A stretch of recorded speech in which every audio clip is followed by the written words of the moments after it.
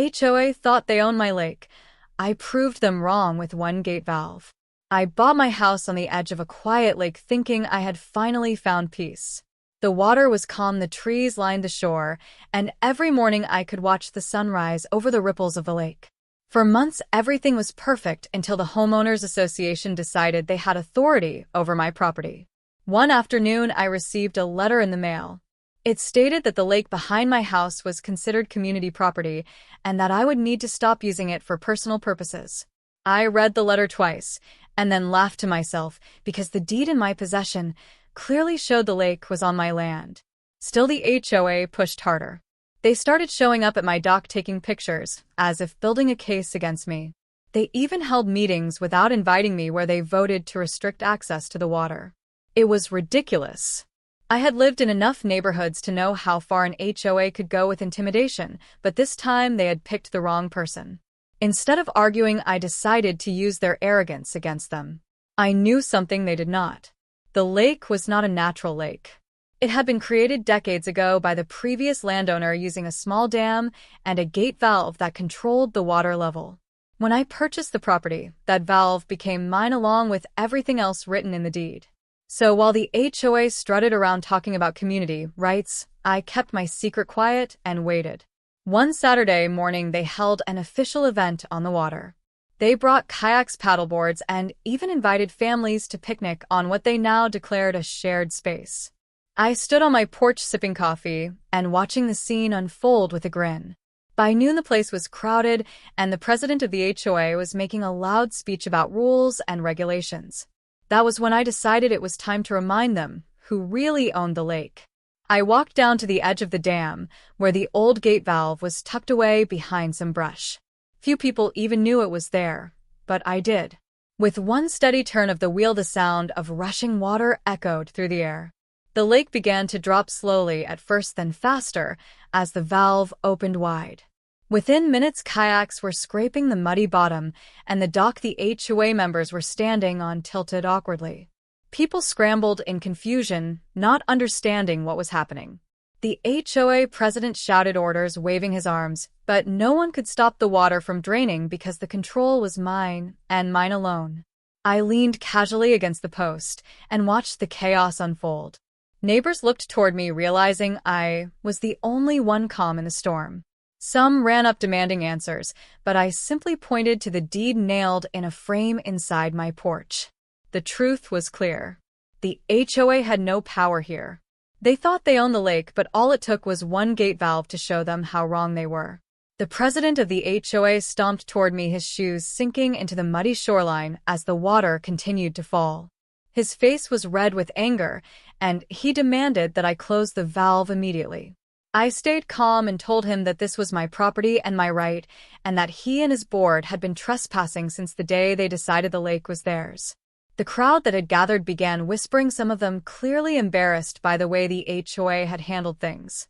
Children who had been playing in the shallow water were now standing in mud staring at fish flopping around in puddles. I pointed out that the lake only existed because I allowed it to exist.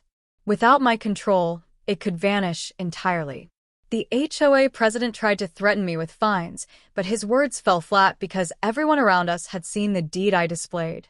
Neighbors who had once been silent began speaking up.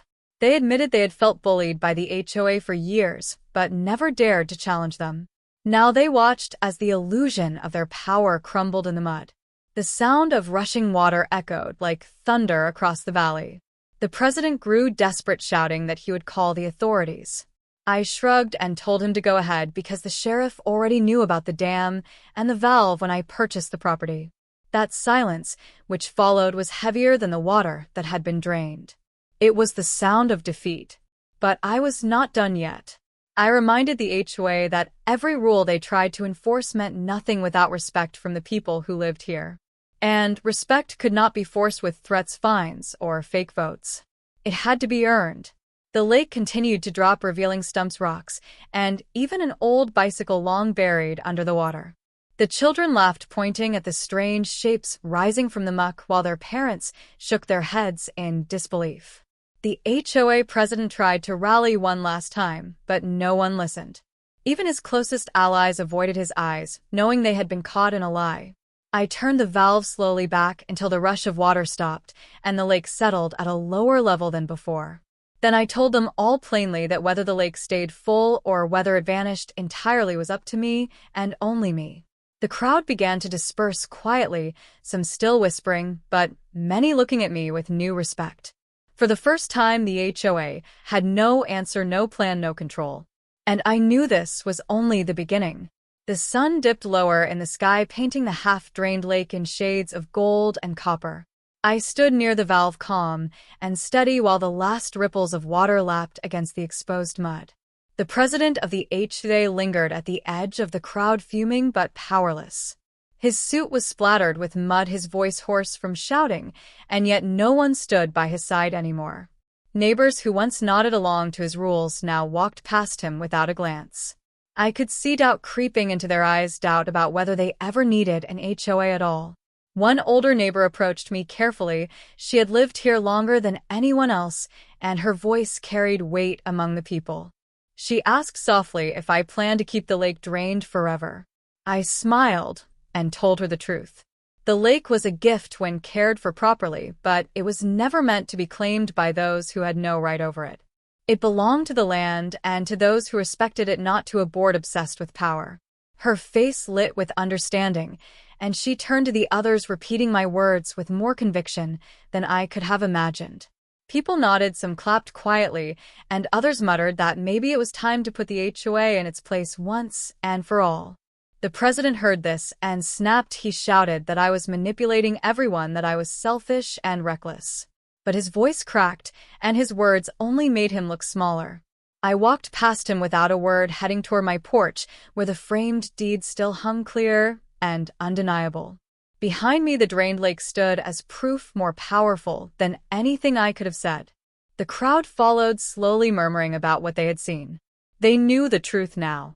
They knew that the HOA did not own the lake and never would. And I could feel something shifting in the neighborhood, something that had been waiting beneath the surface, just like the stumps and rocks revealed by the falling water. That evening the air felt different as neighbors lingered near my porch, still talking in low voices about what had just happened. The lake was no longer just water to them, it was a symbol, and they realized how quickly it could be taken away or given back. Some asked questions about the dam and the valve, curious how it worked, and I explained simply that it was old but reliable and had been maintained over the years. Their eyes widened as they understood how much control I truly held over what they thought was untouchable. The president of the HOA stood at the far end of the crowd, trying to gather the few loyal faces left to him, but every time he opened his mouth, someone else reminded him of the deed or the draining lake. His power was slipping like sand through fingers, and he knew it. I watched carefully, because men like him rarely accepted defeat easily. A storm of anger still burned in his eyes, and I could see him plotting even as the others ignored him. One younger neighbor came to me quietly. He admitted he had been pressured by the HOA into siding with them on many rules and fines, but now he felt guilty. He told me the HOA often bent rules for themselves while punishing others harshly, and he hoped I would not let this moment fade away. I nodded and told him that sometimes all it took was one undeniable truth to break years of fear. The truth was now exposed, and it would keep spreading.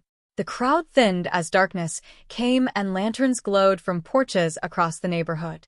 From my seat, I could hear voices carrying through the night, some laughing, some still whispering, but all of them circling around one subject.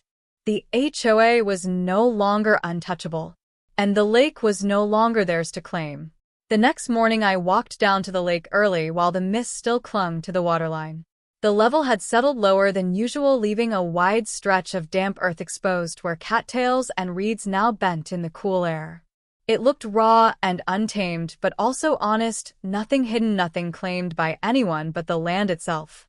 I could hear voices behind me as more neighbors arrived, curious to see what the lake looked like in daylight after the draining. Some of them shook their heads in disbelief, others smiled quietly, and a few even thanked me for showing them the truth. The president of the HOA arrived later than the rest, and his entrance was not grand like before. He no longer carried himself with the same authority. Instead, he looked worn as though the weight of last night still clung to him. He tried to speak to the crowd, but people turned their backs. It was not anger this time, it was dismissal, and that was far worse for him. One by one, neighbors began to question why they had followed the HOA so blindly. Why they had paid fines, why they had allowed their own yards to be dictated by rules that only seemed to benefit a handful of board members. The older woman who had spoken to me the night before raised her voice and asked if maybe it was time to reconsider the HOA altogether. That suggestion struck harder than anything I could have said. The crowd grew louder, now emboldened by the sight of the shrinking lake and the silence of the man who once controlled them. I stood at the edge and let them speak. This was no longer just about me or about the lake. It was about people realizing they had given away their power, and now they wanted it back. The president glared at me, his jaw tight, his fists clenched, as if he wanted to lash out. But with the deed in plain sight and the waterline carved into the mud behind me, there was nothing he could do. The balance had shifted, and he knew it. I could feel the neighborhood stirring awake for the first time in years, and deep down I knew the lake was not the only thing about to change. Days passed, and the story of the draining lake spread quickly through the neighborhood. It was all anyone could talk about at the local store, on the walking trails, even in the coffee shop across town. People who had never spoken to me before now waved as they drove past or stopped to ask questions. Some wanted to know about the deed, others wanted to see the valve themselves, as if it had become a kind of legend overnight. The president of the HOA grew more desperate with each passing day. He sent out emails filled with warnings about property values and community image, but fewer and fewer people paid attention. Most of the messages ended up ignored or deleted before anyone finished reading them. One evening I found him pacing near the lake, muttering under his breath, as if trying to come up with a new plan. He froze when he saw me, but I simply walked past him, calm as ever. The power he once carried was gone, and all he could do now was watch as his grip slipped away. The older woman visited me again, bringing a basket of bread and fresh fruit from her garden. She thanked me for standing up, not just for myself, but for everyone who had been too afraid to speak. Her words carried warmth, and I could tell she was not alone in how she felt. Behind her stood several more neighbors, each of them nodding in agreement. They began to talk about the possibility of change, real change, not just resisting the HOA, but dismantling it completely. I listened quietly, because this was their decision to make. The lake had shown them what control truly meant, and now they were beginning to take it back piece by piece. The water still sat lower than usual, its muddy banks exposed like scars left behind from years of silence. But to me those scars were beautiful. They told the story of truth uncovered and power reclaimed. And I could feel the neighborhood shifting further with every sunrise over the water. As the weeks went on, the lake became more than a body of water, it became a gathering place. Families brought chairs and blankets to sit by the exposed shoreline. Children played in the mud, chasing frogs and skipping stones, while neighbors who had barely spoken before now stood together, sharing stories. It was as if the draining of the lake had also drained the fear that once kept everyone silent under the thumb of the HOA. The president watched all of this from a distance, his once proud posture now hunched, his voice reduced to bitter mutters that no one cared to hear. The power he tried to wield with fines and letters had evaporated the moment the truth came pouring out of the gate valve. One afternoon, as I adjusted the valve to let in more water, a small group of neighbors gathered around me. They asked how it worked, and I showed them the wheel and the pipe, how the flow could be opened or closed with just a steady turn. Their faces lit with fascination, and I could see trust growing in their eyes, trust not in the machine itself, but in the fact that I had shared the knowledge with them openly, unlike the secrecy of the HOA. The older woman stood with the group and said in a firm voice that what mattered most was not the lake itself, but the freedom it represented. She reminded everyone how quickly the HOA had claimed something that was never theirs, and how easily people had followed out of habit or fear. The crowd murmured in agreement, and I saw the president stiffen from across the way, his face pale with realization that his influence was crumbling with every word. By evening, lanterns were lit along the porches, and the sound of laughter carried across the lowered lake. The neighborhood felt alive in a way it had not in years. And as I sat on my porch watching the glow reflect off the water, I knew this was only the beginning of something much larger than one drained lake. The following morning I woke to the sound of voices outside my window. A group of neighbors had gathered by the lake again, but this time they were not just watching the water, they were organizing. They carried notebooks and pens, speaking with determination as though they were finally ready to take action against the HOA. From my porch, I listened quietly. The older woman was at the center, her voice clear and steady as she spoke about fairness, respect, and the need for everyone to be free from unnecessary control. The people around her nodded, some even clapped, and I could see hope in their faces where there had once been hesitation. The president of the HOA arrived late, his shirt wrinkled, his expression hard. He tried to interrupt, but the crowd did not fall silent the way they once did. Instead, they talked over him, refusing to give him the authority he thought he still held. Frustration twisted his face as he shouted that without the HOA, the neighborhood would fall apart. But the laughter that followed his words told him no one believed that anymore. I walked down to the edge of the group, not to lead, but simply to stand among them. The president glared at me as if I were the reason for his downfall, but I said nothing. I did not need to. The lake had already spoken louder than any argument ever could. As the sun climbed higher, neighbors began forming small groups, discussing ideas about shared maintenance, about helping one another without fines or threats. It was simple, but it was real, and it was theirs. The president saw the shift. He saw how quickly the power was leaving his grasp, and the anger in his eyes turned to something else, a deep fear. The same fear he had once used to control others was now settling into him, and he could not escape it. And while the crowd continued to plan their future, I looked out at the half-filled lake, its surface calm and glimmering in the light, as though it too was waiting for what would come next. As the day went on, more people arrived until the lakeside felt like the heart of the neighborhood. Children ran between the groups, their laughter carrying across the open water, while adults spoke with a seriousness that had not been heard here in years. For the first time, conversations were not about rules or fines, but about gardens and fences, about helping one another with repairs and keeping the area clean together. The president of the HOA lingered at the edge, his arms crossed, his jaw clenched as he watched his authority dissolve in front of him. He tried to remind them of the bylaws, he tried to threaten them with legal talk, but his words no longer carried weight. Each time he opened his mouth, the older woman answered him with calm certainty, and the crowd stood behind her. I stayed silent, leaning against the wooden post near the valve, listening to the flow of water beneath the ground. The sound was steady like a heartbeat, and it reminded me that everything here had shifted the moment the truth was revealed. By evening, a sense of unity had grown strong. Neighbors who once barely nodded now shared food and drinks on blankets spread across the grass. The president eventually stormed away, muttering to himself, but no one followed him. This time, no one cared. Lanterns flickered as the night deepened, and the reflection of the soft light danced on the lowered lake. I sat back watching the scene unfold, realizing that the water had uncovered more than mud and stumps. It had uncovered the strength people forgot they had. And though the battle with the HOA was far from over, I could see that the tide had already turned. As the weeks turned into months, the neighborhood transformed in ways no one had imagined. The lake gradually filled again, its surface calm and bright, reflecting a community that had been reshaped. Neighbors worked together to keep it clean, planting reeds along the banks and building benches from reclaimed wood so families could sit and watch the water. The laughter of children echoed across the surface, and the quiet hum of conversations carried through the evenings.